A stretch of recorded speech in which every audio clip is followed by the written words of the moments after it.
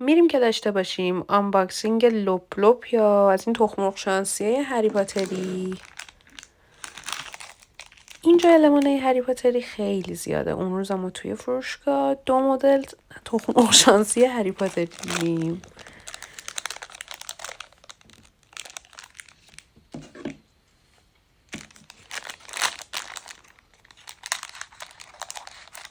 یعنی کدوم یکی از شخصیت ها میتونه توش باشه و حالا شو تایم. بله خود هری پاتره. ایناست که سر مداد میذارن، سر مدادی در واقع. تو مدل های دیگه هم هر کدوم از این شخصیت ها که اونجا زده ممکنه حضور داشته باشن. من که با همین هری پاتر از همه بیشتر حال میکنم.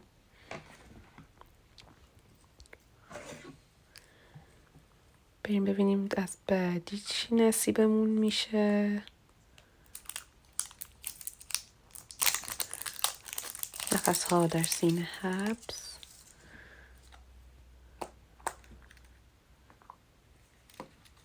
یعنی اصلا احتمالش رو نمیدادم که این شخصیت باشه، ولی مودیه، مدای مودی.